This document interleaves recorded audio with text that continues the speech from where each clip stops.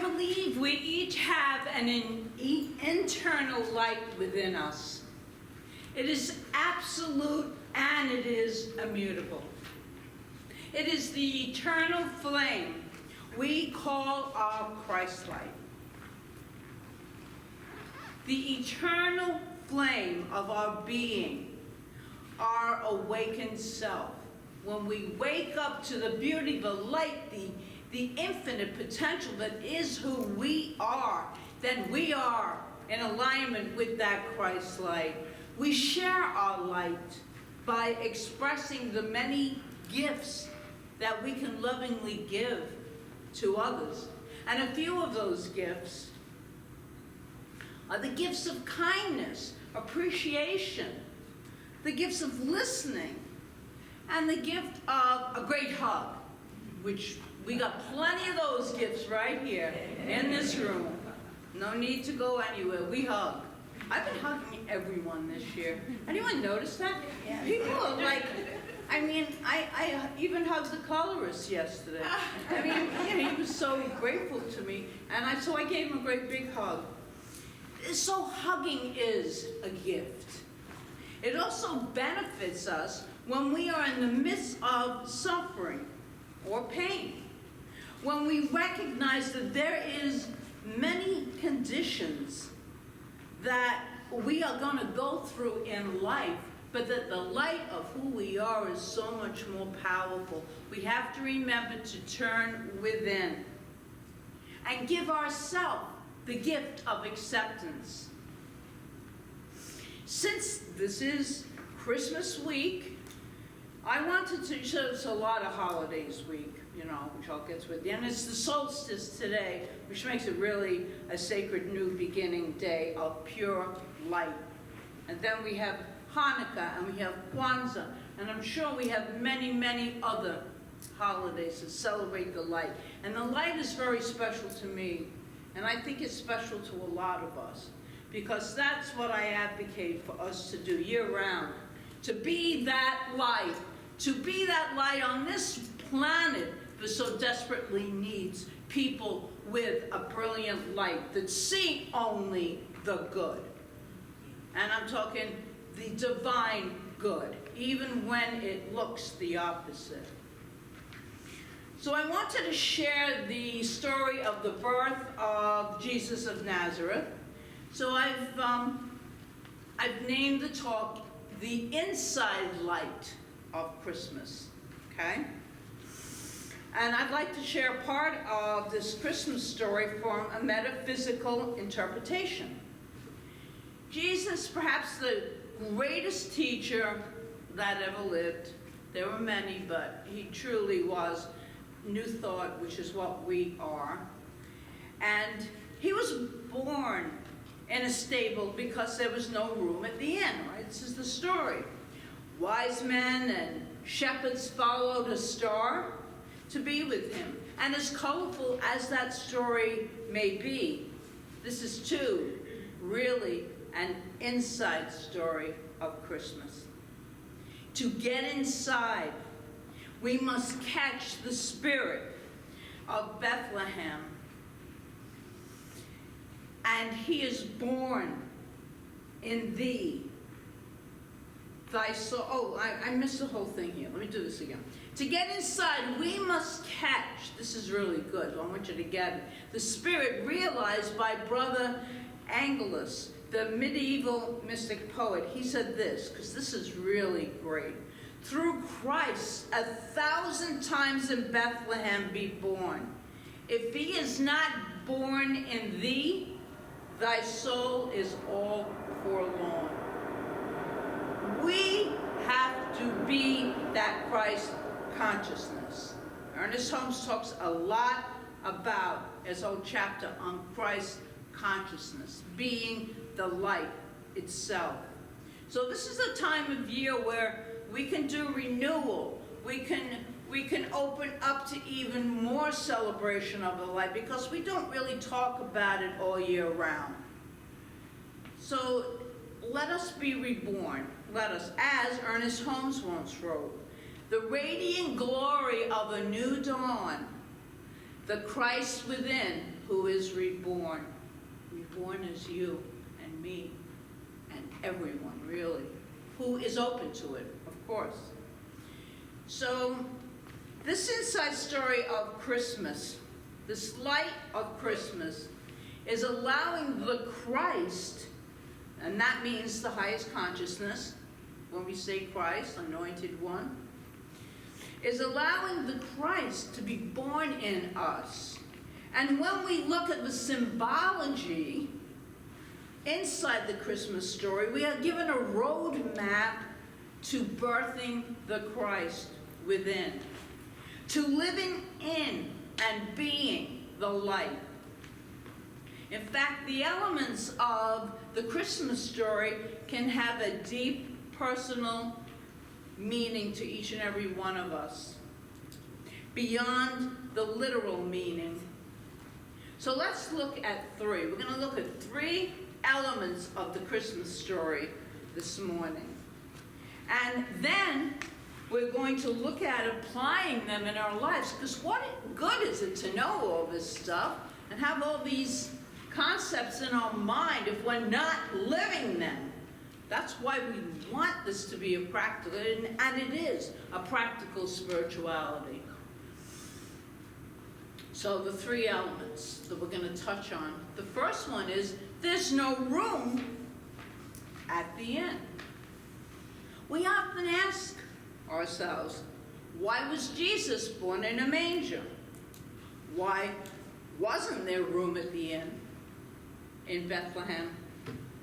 Well, it's not the innkeeper's job or fault to find room if there is no room, and there was no room at that time. Metaphysically, what could that symbolize for us? Could it symbolize your mind and heart?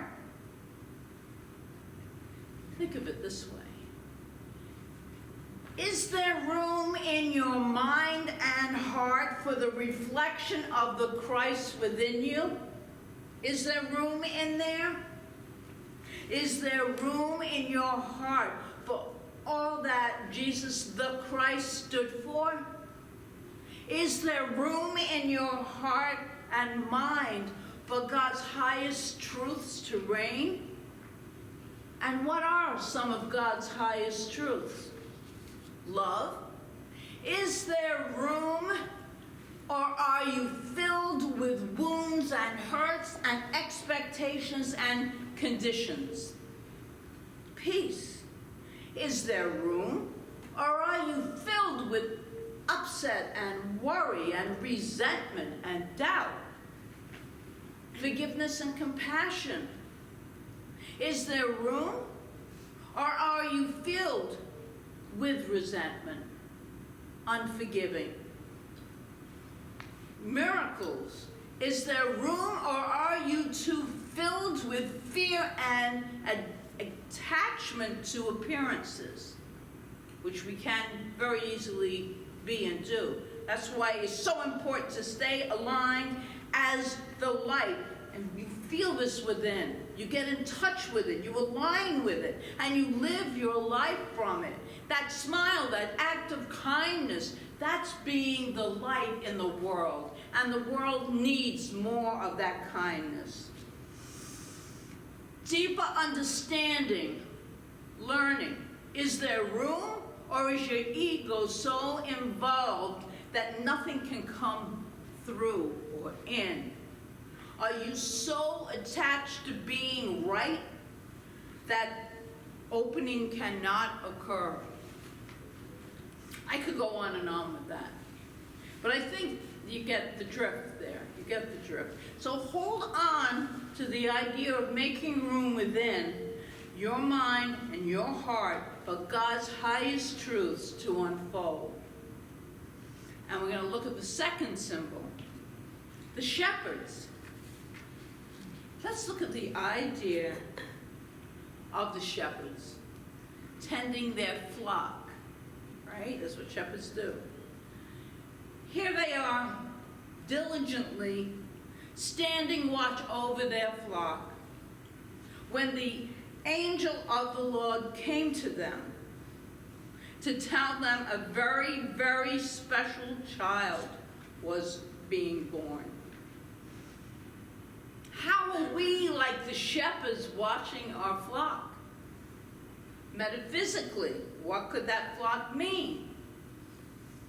Our flock is our thoughts, our beliefs, our feelings, and our attitudes. We must lovingly watch over our flock. Watch over them. Be aware of what we're thinking and feeling and saying. And keep the flock focused on the highest truths of God that we just spoke of. It is especially important when things do appear that go in a direction that we might not want them to go in. Anyone ever notice that happening? A little bit, maybe. Maybe not. Maybe you're so evolved.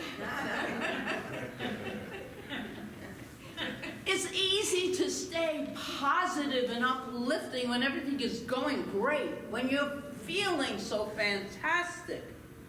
But it's not quite so easy when they are not. And it's easy to feel positive about our health when we're healthy. A little more challenging if we're in pain or if we're really sick. All of a sudden, fear jumps in. Easy to believe what we teach in religious science when things are going so well in our lives on the outside. It's when they are not that we need to be especially mindful of what's really going on the inside. Because that's where our divinity, our eternal essence resides. That's where everything that is truly real resides, right within each and every one of us. So we always have that to turn to when things don't look the way we want them to. And tending the flock also means to do what we need to do in the world. It is our job as spiritual beings who are having this human experience, because we are, to tend to the human experience as we need to do. We don't ignore it. We're having a human experience. Stuff happens, right? We're not going to cover it up with a bunch of platitudes that we're not feeling. That's not what we're going to do. That's a spiritual cover-up. We don't want to do that. Bypass. So, tuck those ideas away for now as we move on to the third symbol. Wise men. Ernest Holmes wrote a piece many years ago in the Science of Mind magazine, and he wrote this. The wise men, the magi, represent the intellect that goes in search after the truth. That intelligence in all of us, which knows that God is not far off. That something within us feels with a deep feeling of life itself, that the holy babe of Bethlehem ought to be born in each one of us anew. And the wise men followed their intuition until they came to the manger. They followed that star. They intuitively followed a star that led them to the manger where that little child lay. And what do the wise men represent for us? Divine intelligence, intuition, which is how I make most of my decisions anyway, intuitively. Because it usually leads me to something I wouldn't think of with a rational, which I don't have much of a rational mind for all those people that are very rational. I think it's overrated. But anyway, back to my talk. The divine intuition inside us can lead and direct us to the Christ within. It is the way. It is the way. It is that intelligence, that intuitive self that can lead us to our Christ self. But we must listen to it. And then we must follow it.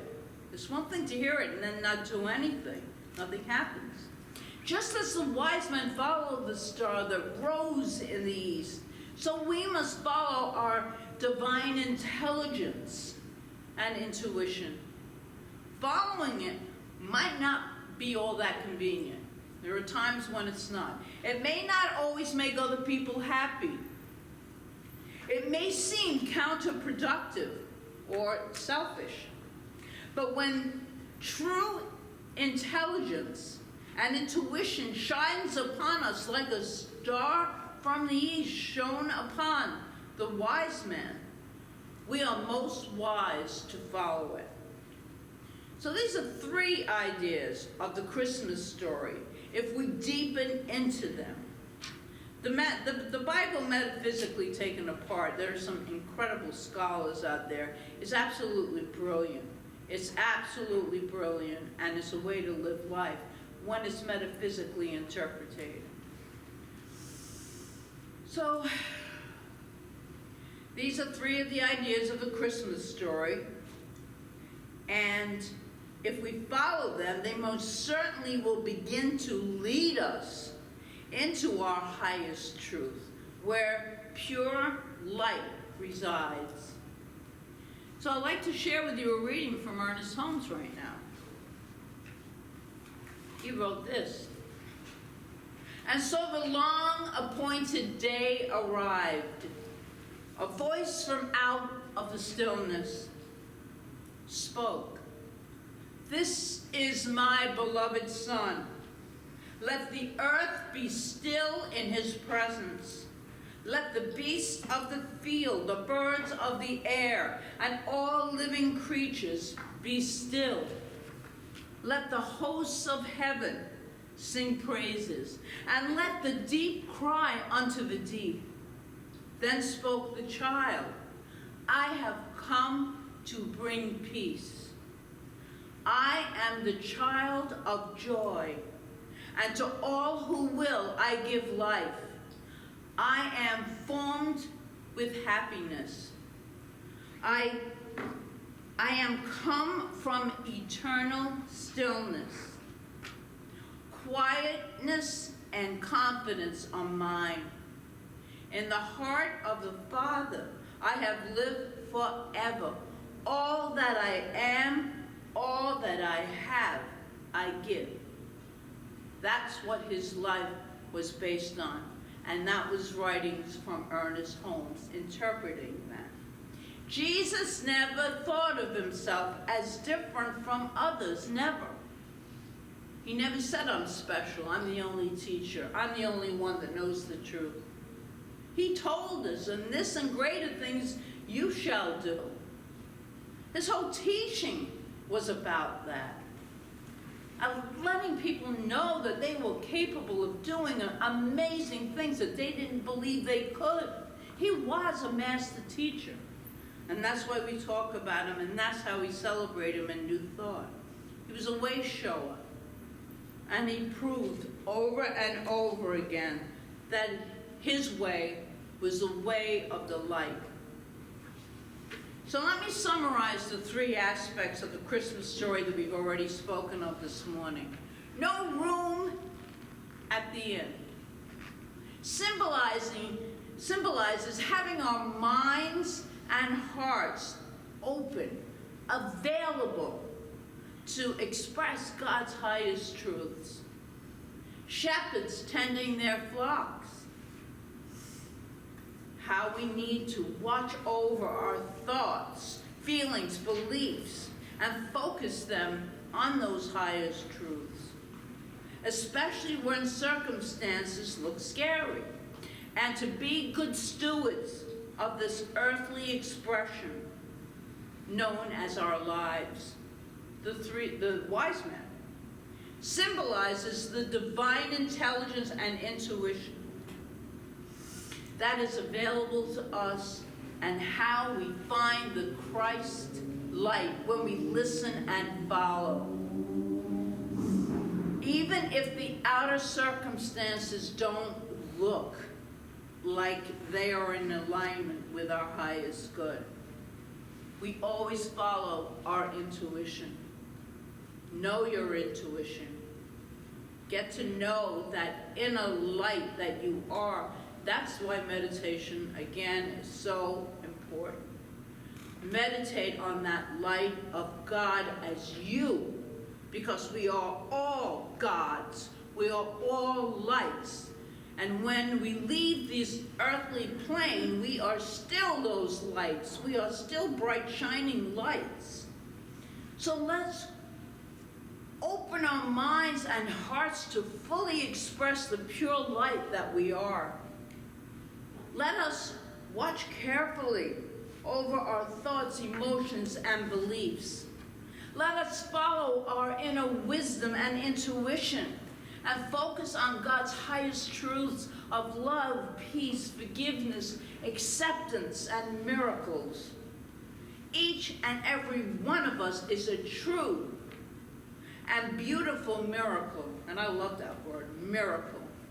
A miracle of divine creation. So I would like to close this talk this morning with what I think is a beautiful talk. So listen to it as if this is God speaking to you directly, okay? It's called The Greatest Miracle in the World by Og Mandino.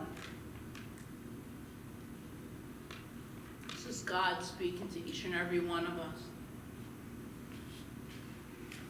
You're a marvel to behold, and I was pleased. I endowed you with powers unknown to others, other creatures in the universe, even unto this day. I gave you power to think, the power to love, the power to will, the power to laugh, the power to imagine, the power to create, the power to speak, the power to pray, the power to choose. Choose to love rather than hate. Laugh rather than cry. Create rather than destroy. Persevere rather than quit. Praise rather than gossip. Heal rather than wound. Give rather than steal. Act rather than procrastinate. Grow rather than not. Pray rather than curse. Live rather than die. You are capable of many wonders. The potential is unlimited. Who else among my creatures has mastered fire? Who else among my creatures has conquered gravity, has pierced the heavens, and has conquered disease and pestilence and droughts? Never demean yourself again. Never settle for the crumbs of life. I never hide your talents from this day hence. Enjoy this day, today, tomorrow, and tomorrow. You have performed the greatest miracle in the world. You have been born again. But just as before, you can choose failure and despair, or success and happiness. The choice is yours. The choice is exclusively yours. Choose to do all things with love. Love for yourself and all others. Wipe away your tears. Reach out, grasp my hand, and stand straight. This day you have been notified. This is the time for all of us to remember that we are miracles. And we radiate our beautiful lights this day and every day. So that's a beautiful poem for us to remember. To really remember that we are miracles. We are pure miracles.